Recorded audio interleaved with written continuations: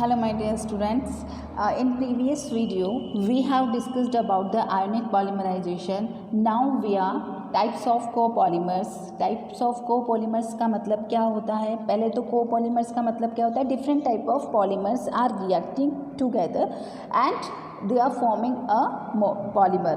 ठीक है, मोनोमर आपस में जुड़कर क्या बनाएंगे? Polymer. And they should be different.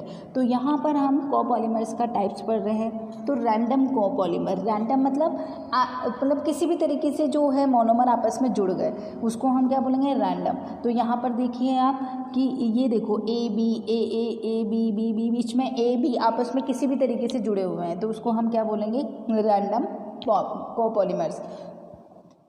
दूसरा आता है अल्टरनेटिंग कोपॉलीमर्स. अल्टरनेटिंग मतलब एक छोड़कर एक. ठीक है, ए बी.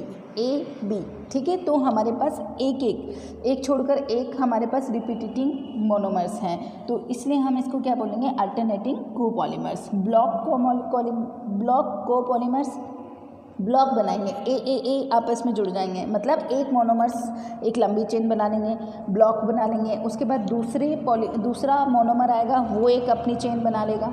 ठीक है, वो उसने एक ब्लॉक बना लिया. फिर उसके बाद तीसरा आएगा उसने अपनी एक चेन बना लेगा और वो एक ब्लॉक बना लेगा और ये ब्लॉक आपस में जुड़ते जाएंगे तो इसको हम क्या बोलेंगे? Block copolymers.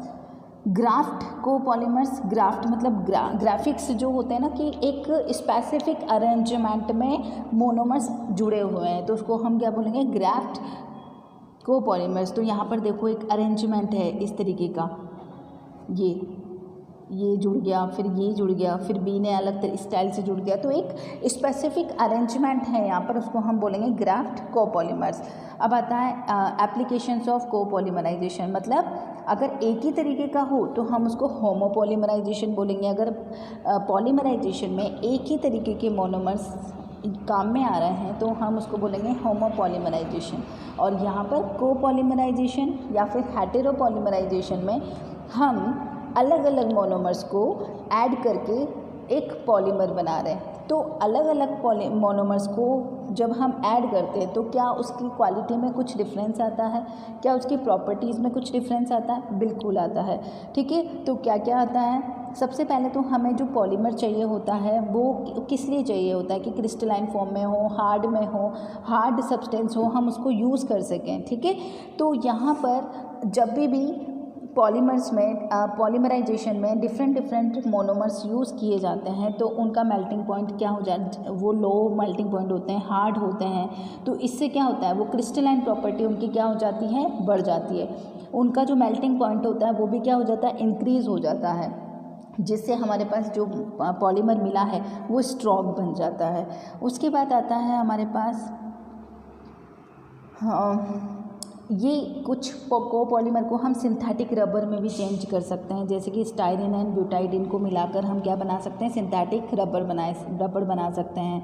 उसके बाद आता है हमारे पास जो homopolymer is formed by the polymerization of the same monomer. And copolymer में क्या होता है? डिफरेंट मोनोमर को हम यूज़ करते हैं तो इससे कमर्शियल एप्लीकेशन बढ़ जाती है. कमर्शियल मतलब हमारे पास जो पॉलीमर बनता है कोपॉलीमराइजेशन से जो हमारे पास पॉलीमर बनता है उसकी क्वालिटी और उसकी प्रॉपर्टीज़ बहुत इन्हेंस हो जाती है, जिससे कि उसकी कमर्शियल प्रॉपर्टी भी क्या हो जाती है?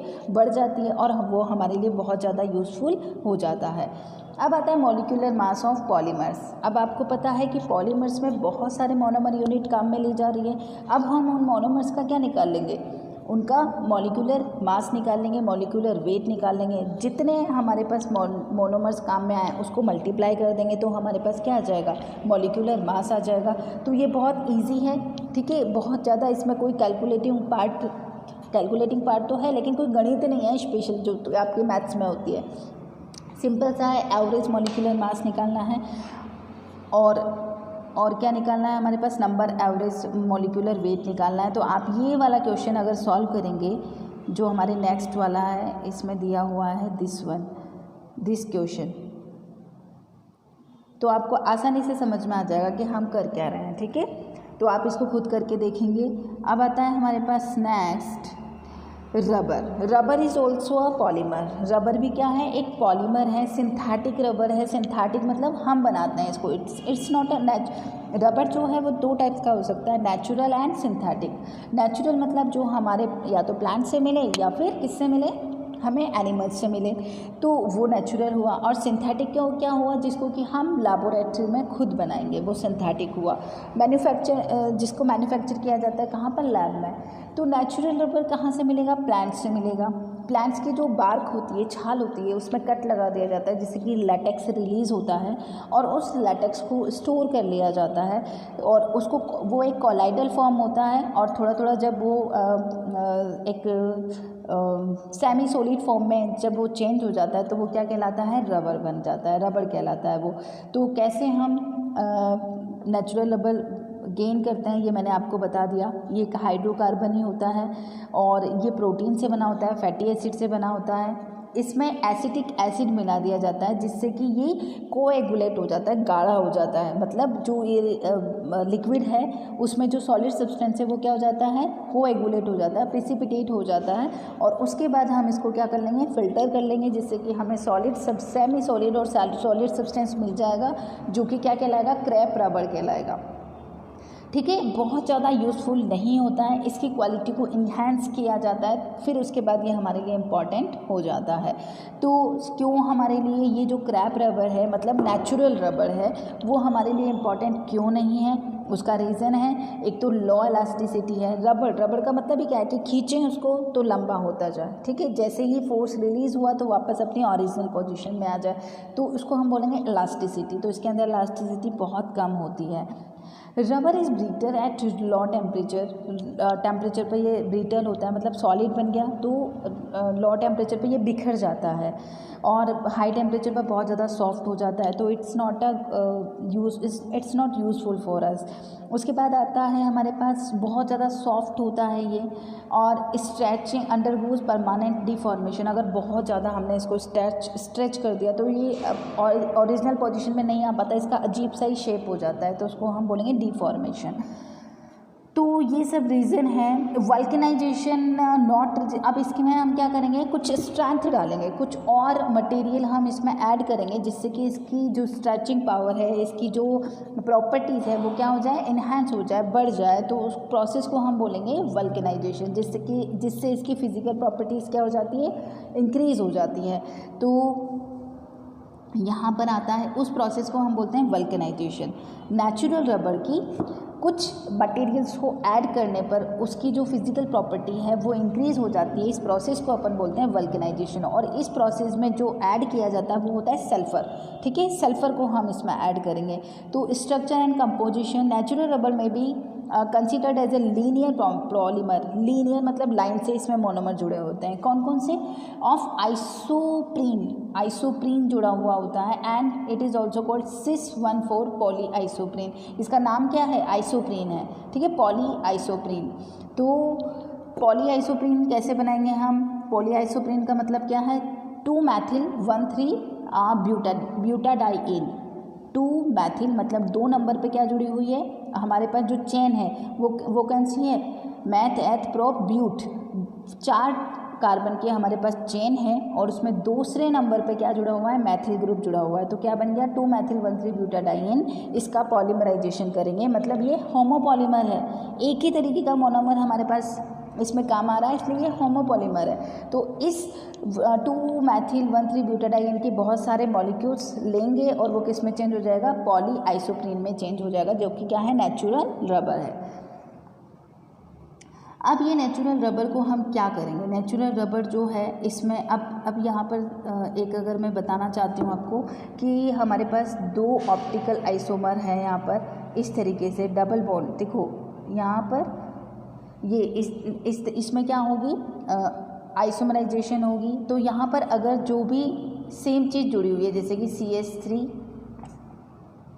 CH3 ये दोनों एक ही साइड पर है या नहीं है, ये दोनों एक ही साइड पर है, तो इसको बोलेंगे सिस। और अगर ये कहाँ हो, अलग अलग,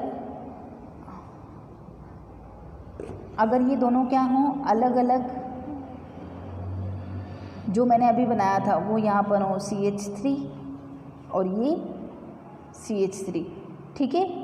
इस तरीके से दूर दूर हैं तो हम इसको बोलेंगे ट्रांस। अगर एक ही साइड है तो सिस, और अगर डिफरेंट साइड है तो हम इसको क्या बोलेंगे, ट्रांस। तो यहाँ पर जो हमारे पास जो रबर है उसकी दो फॉर्म प्रेजेंट होती है, सिस एंड ट्रांस। तो यहाँ पर देखिए, ये आपको दिखाई दे रहा होगा CH2 CH2 CH2 CH2 आपस में जुड़े हुए हैं ये, ठीक है। तो ये एक ही साइड में है, इसलिए क्या हुआ, सिस पॉलीआइसोप्रीन, जिसको कि हम क्या बोलते हैं, नेचुरल रबर बोलते हैं। अब आता है हमारे पास वल्केनाइजेशन ऑफ रबर। इसमें हम क्या करेंगे कि जो सल्फ़र है उसको बीच बीच में उसके लिंक्ड बन जाएंगे, लिंकेज बन जाएंगे। तो आपको यहाँ पर दिखाई दे रहा होगा, ये सल्फ़र दिखाई दे रहा है, ठीक है। बीच बीच में ये क्या आ गया, सल्फ़र की लिंकेज आ गई है, और इस तरीके से इसकी जो प्रॉपर्टीज़ है, फिज़िकल प्रॉपर्टीज़ है, वो इन्हेंस हो गई है। तो अब ये हमारे लिए कमर्शियली इम्पॉर्टेंट हो गया है। तो इसको हम बोलें, ये क्या बन गया, हमारे पास वल्केनाइजेशन फॉर्म बन गई। सिंथेटिक रबर जो है वही, इसमें भी हम क्या करेंगे, खुद सिंथेसाइज करेंगे इसको।